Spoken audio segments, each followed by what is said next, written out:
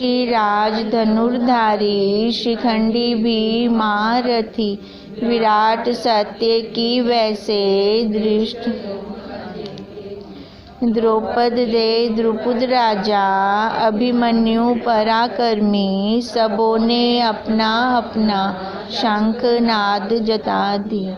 सुघोष धृतराष्ट्रों के हिये कंप लखाए के, आकाश और पृथ्वी के मध्य में गूंजने लगा। पश्चात कपि ध्वजा वाले पार्थ ने युद्ध के लिए देखा, कौरव हैं सिद्ध, और बोला कृष्ण जी से, मध्य में सैन्य के दोनों मेरा रथ खड़ा करो। जो लो मैं देखता हूँ, ये रण में है खड़े हुए वीर, जो युद्ध इच्छा के लड़ूं मैं किनसे यहाँ। दुर्बुद्धि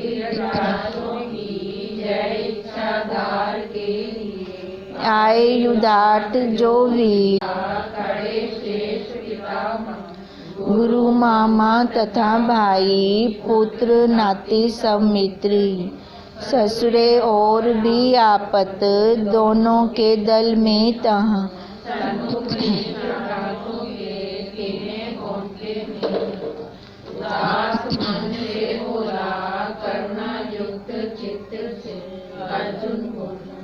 सब जनों को लखा कृष्ण, सब जनों को मारने में श्रेय दिखे नहीं मुझे।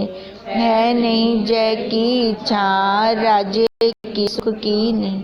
हे गोविंद राज्य भोग, जीने से लाभ क्या, जिनके हेतु है इच्छा, राज्य भोग सुख आदि।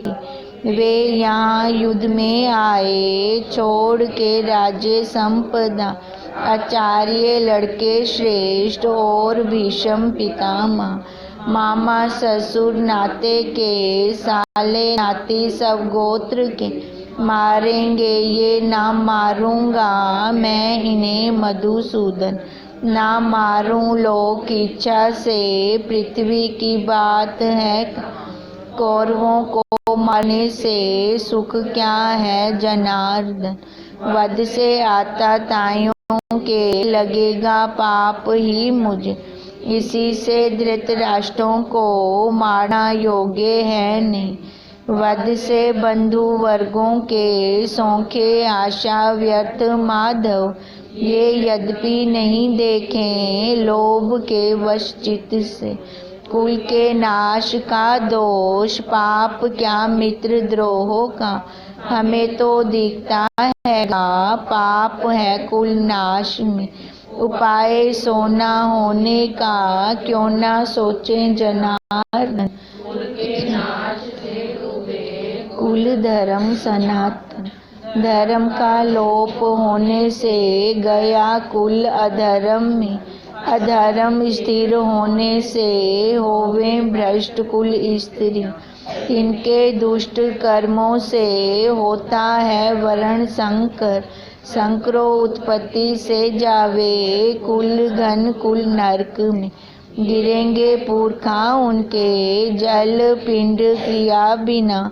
दोषों से ये कुल गणों के, वर्ण संकर कारक।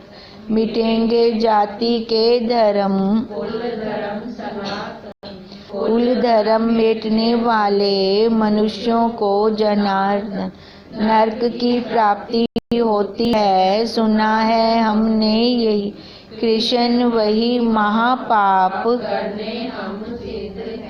राज्य सौखे वशी आया। सब जनों के वदार्थ में,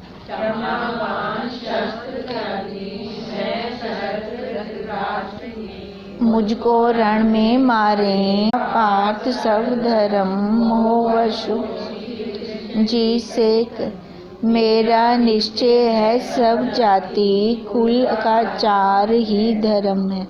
यहाँ ब्रह्म विद्या अंतर्गत विज्ञान योग शास्त्र विषयक श्री कृष्ण अर्जुन संवाद श्रीमद् भगवत गीता उपनिषद में का अर्जुन विषाद अध्याय पहला संपूर्ण हुआ।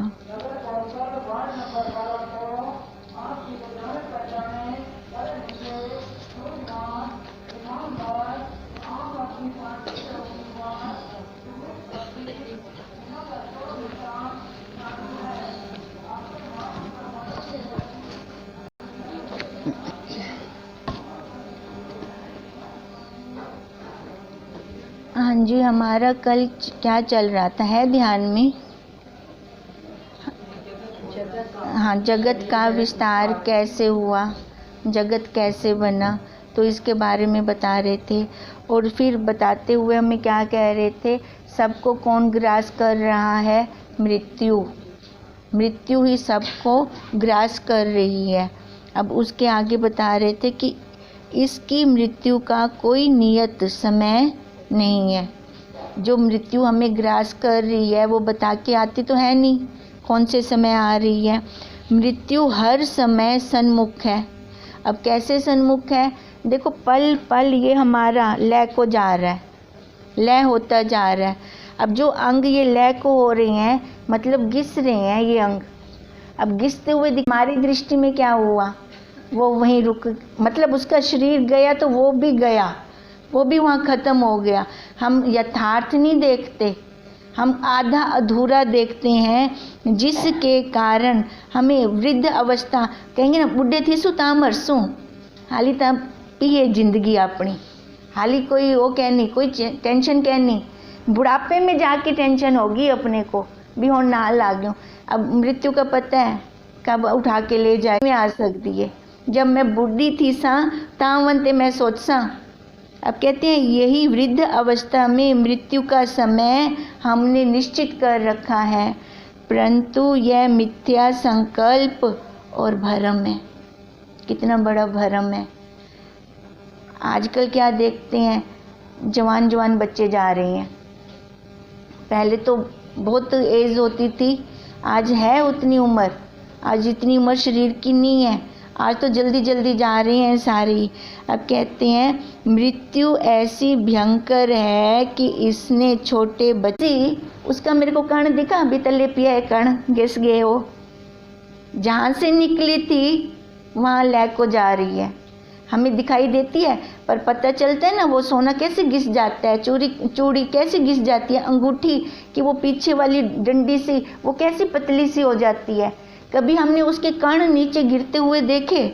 आज तक हमें मिले वो कण, कहाँ गए वो कण? पर घिसी तो सही, घिसी ना। अब ऐसे ये भी घिस रहा है, पर कण कहाँ गए? सोना कहाँ गया? पृथ्वी में। कहाँ से निकला था? वहीं से ही निकला था। गया कहाँ? वहीं पर गया। अब ऐसे ये कहाँ से निकला है? पृथ्वी, अन्नमय कोश है ना इसका, और लय कहाँ हो रहा है? उसमें हो रहा है। पर हमारी दृष्टि बन रही है ऐसी भी, हम देखें घिस रहा है, घिस रहा है, घिस रहा है, अपनी दृष्टि क्यों नहीं बन रही? अगर अपनी ये दृष्टि बनती तो हमें किसी से राग ना होता, द्वेष भी ना होता, हम अपना काम कर लें। कल में कह रहे थे कि मनुष्य शरीर का लाभ उठा लें। अब लाभ कैसे उठाएंगे? अभी भगवान ने दी है हमें, ये आकार दिया, ये आकृति दी है। आकृति उसकी, नाम हमारा, आकार उसका, नाम हमारा। उसका आकार देखो वैसे का वैसे चल रहा है, सनातन है, वो पुराना है। नाम सनातन है क्या? नहीं ना, वो इसी जन्म का है। पर वो जो आकार हम ले रहे हैं, बदल बदल के ले रहे हैं, बदल बदल के ले रहे हैं, वो देखो वो आकार भी 5 तत्वों का, 3 का, और 9वां वो जो 9 घूम रहे थे, 9 तो बैठे हैं ना, 10वें को ढूंढ रहे हैं। 9 जीव, जीव के कुल लबदा वद्दा बाहर, लबना किदे चाहिए उनको अंदर। अब बाहर वो ढूंढ रहा है, बाहर से क्या मिलने वाला है? बाहर से ये संसार मिलेगा, और जो ये संसार है ये अधूरा है, पूर्ण नहीं है। संसार और संस्कार दोनों साथ साथ भाई भाई हैं। अब इन भाइयों ने दुखी कर रखा है हमें। हम क्यों दुखी हैं? अपने संस्कारों के कारण, क्योंकि अंदर हमारे अज्ञानता वाले संस्कार हैं और बाहर हमने वो वैसा संसार रच दिया। अब जो रचा मैंने वो ठोस था, पर दुख कैसे ठोस था, पहाड़ वर्गा लगता है वो दुख। लगते ना मेरे को तो गोता आमदा है, मेरे को गोते आमदे न, गोते भी कि खामदे पियो, इसी में वो रेत वाली नदी में गोते खा रहे हैं। नदी है नहीं पर गोते कैसे आ रहे हैं, कैसे हम उसमें गोते खा रहे हैं। अब यही हमें दिखा रहे हैं कि अगर मृत्यु को हम सच मान के लेके चलें, अगर मृत्यु को मैं सच मान के लेके चलती हूँ तो गोते नहीं आएंगे, क्योंकि हर पल वो मेरे सामने है। जैसे परीक्षित राजा को मृत्यु पता लगी 7 दिन में आने वाली है, कैसे उनका चेंज हो गया, कैसे भाव बदल गया। कितना टाइम था, 7 दिन का। अब 7 दिन में उन्होंने कितना परिवर्तन ले लिया, कहाँ से लिया, अपने भावों को बदला ना। सत्य नहीं है मैं अपना काम करगी ना। और उधर कंस को 8 साल थे, 8 साल, 8 साल में उसने क्या किया, कुछ विशेष किया, किसको बनाने में लगा रहा वो 8 साल, इस शरीर को बनाने में वो लगा रहा। इसके नाम, इस हिंदा नाम उमें उमें बनिया रावे, हिंदे नाम को बढ़ाने में लग गया रहा 8 साल। फिर उसके लिए इसने क्या करना शुरू कर दिया, हत्याएं, पाप कर्म देखो कितने बढ़ा दिए, खाली इस सच्चा मानकर। अगर इसको ही समझ लेते ये तो ऐसे ही जाने वाला है।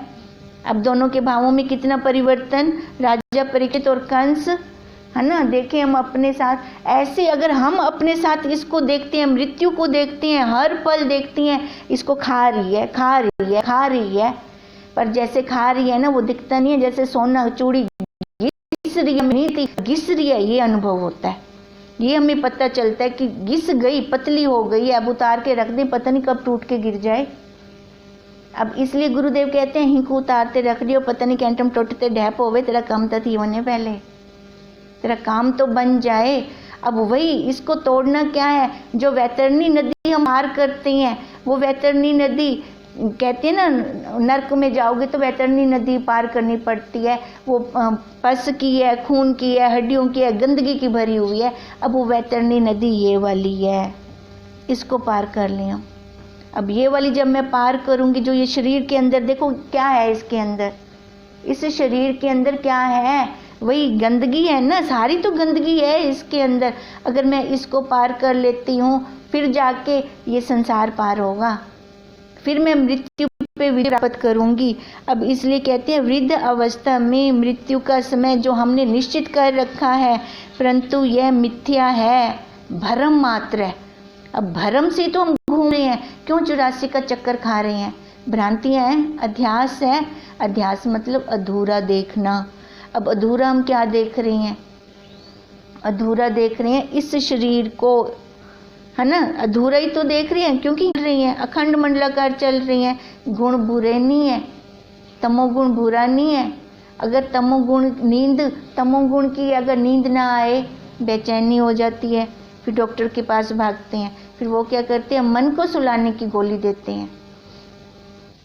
ऐसी निर्दयी और ये कैसी है समदृष्टि की है, सबको अपनी अपनी बारी पर ये नाश करती जाती हैं। देवता, मुनीश्वर, ऋषि, अवतार, किसी को इसने नहीं छोड़ा, पर सब मृत्यु का ही वो चला रहा है। अब पता है कि घर को नहीं चला सकते, घर दे 6-7 बंदे होंदे न, वो भी नहीं चलता अपने को, तो उनको देखो वो किन्ना चलेंदा पे, और पूरे नियम दे अनुसार, उसके नियम में कभी हेरफेर हुआ, कभी नहीं हुआ। तो गुरुदेव हमारी तुलना किसके साथ करवा रही हैं, उस परमात्मा के साथ, क्योंकि बाहर परमात्मा और इधर आत्मा, शरीरों में समानता नहीं है, पिंडों में समानता नहीं है। पर हम पिंड को क्यों लेके बैठते हैं, आकारों को लेकर क्यों बैठते हैं, आकारों में जिसमें समानता ही नहीं है, जो झूठा है, जा रहा है, हमारी सुनता ही नहीं है, बोला मैं उनको क्यों देखा। अब सब तो पहले था अपने आकार तो दृष्टि हटावा, अपनी यहाँ से हटाती हूँ। कहते हैं ना एक मटके को जान लो तो सारे मटके जाने जनाए हैं। अब एक मटका, ये जो ये शरीर रूपी मटका दिया हुआ है, कह रहे हैं मिल जावे, पक्का पकाया मिल वने, पक्का पकाया मिल वने। अरे भाई पक्का पकाया मिलदा भी पे, चबावना तवला भी आप कुए, है ना। इतना पुरुषार्थ तो फिर भी हमें ही करना पड़ेगा, फिर जाके हम देखेंगे ना। अब अगर मैं चबाती नहीं हूँ तो तृप्ति संतोष कैसे आएगा, पेट कैसे भरेगा। पेट भरता है तभी तो वो तृप्ति आती है, वो संतोष आता है। अब बार बार गुरुदेव हमें उसी पे लाके खड़ा कर रहे हैं कि जब उस मृत्यु ने समानता ली हुई है, सब पे एक जैसा उसने अपना हाथ रखा हुआ है, तो सब लोग मरने से पहले मृत हुए पड़े हैं। फिर डरते क्यों हैं, मरने से डरते क्यों हैं? क्योंकि हम पल पल तो मर रहे हैं, मर रहे हैं ना हम पल पल। ये जो घिसना है ये हमारा क्या है, मरना है। ये जो हम घिस रहे हैं ना, पर दिखता नहीं है। देखो इंद्रियां जवाब देती वेंदेन, इंद्रियां दे रही हैं जवाब। घुटनों में दर्द होना शुरू हो गया है, बाल सफ़ेद होने शुरू हो गए हैं, आंखों पे चश्मा लगना शुरू हो गया है, दांतों जाड़ों में दर्द होना शुरू हो गया है। अब ये घिस घिस के तो हो रहा है, ये सारा घिस घिस के वो पतले थींदे वेंदे, वो पतली पतली होते होते एक दिन टूट जाएंगे। अब टूटने से पहले तो हमें समझ आ जानी चाहिए, टूटना नहीं तो देखो जिनके पास नहीं है भटक रही हैं, जिनके पास शरीर नहीं है भटक रही हैं, वो आत्माएं अपना काम कर पा रही हैं, अपनी वासनाओं को पूरा कर पा रही हैं। अपनी वासना को पूरा करना होता है तो क्या करते हैं, किसी के शरीर में जाते हैं, वहाँ जाकर वो अपनी इच्छा को पूरा करते हैं, अपनी वासनाएं पूरा करती हैं। फिर वासना पूरी करके उनकी मर्जी, एक बार चले गए अंदर, वहाँ रहना है कि बाहर आना है, फिर वो आना जाना शुरू कर देती हैं। तो इसका क्या मतलब है कि ये शरीर रूपी जो साधन मेरे को मिला हुआ है, मैं अपना काम कर लूँ। अब ये अगर ना रहेगा तो मेरा काम होगा नहीं। ये जब तक ज्ञान द्वारा अनाम और आचिन्ह ना हो जावे तब तक इसकी समाप्ति नहीं होती। ज्ञान द्वारा अनाम और आचिन्ह ना हो जावे। अब ज्ञान के द्वारा किसको मैंने लय करना है, जिसने लय हो जाना है ना, जा रहा है ये।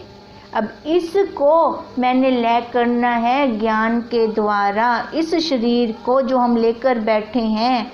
अब हमें अपने नाम में इतनी आसक्ति होती है ना, शरीर छूटने वाला है, पक्के ते मेरा नाम लिखवा दे मैं पिछों, गुरुद्वारे विच मंदिर विच मेरा इट लवा दे मेरे नाम दी। अब ये नाम की आसक्ति तो है। अब कहते हैं जब तक ये अनाम नहीं होता, जिंदे जीन जब तक ये मरदा नहीं, मरते तो सारे मरदे पिन साइड ना करता, पर क्यों कर रही हैं, अहंकार। इस शरीर के नाम को उन्होंने, सामने वाले ने कुछ बोल दिया है जो मेरे से सहन नहीं हुआ, तो फिर गए, चलो भी ही शरीर को ख़त्म कर देंगे तो मैं सुखी थी वैसा। तो क्या सुखी हुए वो सुखी नहीं होते जो सुसाइड करते हैं, क्योंकि उन्होंने भगवान की दी हुई कृति का अपमान किया, तो उनको और ज़्यादा नर्क भोगना पड़ता है। शरीर वाला नर्क अगर यहाँ भोग रहे हैं तो वो भी उनके कर्मों की देन थी, भुगतान कर लेते, सस्ते में सौदा हो जाता उनका, पर उन्होंने क्या भुगतान तो किया नहीं। अब देखो परमार्थ में भी ना कई बार ये ऐसे होते हैं कि आगे बढ़ के आते हैं विशेष बनने के लिए। आचिन्ह क्या होता है कि हिंदे चिन्ह दी कोई पता भी ना चले कि कुंभी है भी सही है कि क्या नहीं, वो चिन्ह भी ना रहे, रत्ती भर भी ना रहे, पर हमने संसार को छोड़ा, परमार्थ में फिर विशेषता दिखाने के लिए खड़े हो गए। अब ये भी तो राग है ना, मैं को हाँ मेरे को सारे जाने ना। अब ये कितना बड़ा राग है, उधर छोड़ा इधर आ गए, लोहे की बेड़ी हटाई सोने की बेड़ी पकड़ ली, बेड़ी तो बेड़ी है। अब यहाँ से भी तो वो नाम का नाम आगे उछल के आए मेरा, अब उसका भी तो ये इतना बड़ा धोखा है, ये भी तो माया है, ये भी तो भ्रम है जो हमें चक्रों में घुमा रहा है। अब इसलिए गुरुदेव कह रहे हैं कि जब तक ज्ञान द्वारा अनाम और आचिन्ह ना हो जावे तब तक इसकी समाप्ति नहीं होती, तब तक इसकी गति हो रही है। मर गया, मरते अगो गया, गति हुई ना, रुका नहीं, वो आगे गया। अब मरा कौन, ये शरीर मरा, पर ओता अगो गया, उन्हें तो अपनी अगो यात्रा हाली चालू रखी। अब वो जब उसकी यात्रा ही नहीं ख़त्म हो रही तो आगे फिर से कोई ना कोई आकार होगा, कर्मों के अनुसार उसका आकार होगा। अब इसलिए उसकी समाप्ति नहीं होती। कैसे होगी? जब वो अपने स्वरूप को जानेगा, जहाँ से निकला है वहाँ लय हो जाएगा। अब सोना कहाँ से निकलता है? पृथ्वी में से, खजानों में होते हैं ना, उसके खाद वो होते हैं, बड़ी बड़ी खाने ऐसे होते हैं, वहाँ से निकलता है सोना। अब वहाँ से निकला, लय भी वहाँ हो रहा है पर दिखता नहीं है हमें। अब ऐसे ये लय भी वहाँ हो रहा है पर हमें दिखता नहीं है। पर जब हमें ये दिखने लग जाएगा कि ये जा रहा है, उससे पहले मैं इसको छोड़ दूँ। जब मैं इसको छोड़ूंगी तब मेरा काम बनेगा, तभी वो आचिन्ह रहेगा। अब छोड़ दूँ, विशेषता लेके आगे ना प्रकट हो, वो छोड़ूँ, इसको अनाम बनाऊँ। अब अनाम कब बनाऊंगी? जब अपने नाम को भी ध्यान में ना रखूं। नहीं तो अपने नाम की आसक्ति हमें कितनी होती है। सोई पड़ी है ना, बाहर से कोई आवाज़ लगाएगा ना, बोला भी हाँ उठ वासु, उसी टाइम उठ जाती हैं आसक्तियाँ। और कोई मृत सा प्रतीत हो रहा है। यदि समय के भेद को मध्य से उठाकर देखें तो सारे जीव जंतु मृतक हैं। समय के भेद को हटा दें तो कहते हैं सारे जीव जंतु मृतक हैं। अब मृतक कैसे? मरदे तो प्यूं मरदा हो या दिखदा है या क्या दिखदा पे? जवान थींदा पे क्या दिखदा वे? मरदा हो या तो दिखदा क्या नहीं ना। अब कहते हैं समय के भेद को हटा दो भी, बुढ़ापे के बाद मृत्यु हो से जरूरी कहनी। और जवाना को भी चाहती वेंदी है, बच्चियां को भी चाहती वेंदी है। कहते हैं यही भेद केवल हटा दें, समय के भेद हो तो तरंग होगी, सवाल ही नहीं पैदा होता। तरंग का स्वरूप क्या है? जल, और रूप क्या है उसका? तरंग। अब कहते हैं जल है तो तरंग है। अब सारी अभाव रूप समुद्र के तरंगे हैं, है नहीं? लावी आप तरंग बने बैठूं, है क्या? खाली वही सत्ता है, वही जल। हमें जल दिखना चाहिए। हमें क्या दिखता है? आकार। और आकार के अंदर हम व्यवहार, अपना काम वो करने ही नहीं देते। अब जब मेरा काम खुद का नहीं होता तो बेचैनी होते, और जिस दिन अपना काम हो जाता है तो देखो उस दिन क्या होता है, कितना आनंद आता है, कितनी शांति तृप्ति आती है। आज मेरा ना मन लग गया है, आज मैंने जो अपना नियम किया है ना उसमें मेरे को बहुत आनंद आया है। अब ये आनंद कहाँ से लिया? रसगुल्ले का था, किसी हलवे पूड़ी का था, अंदर से निकला।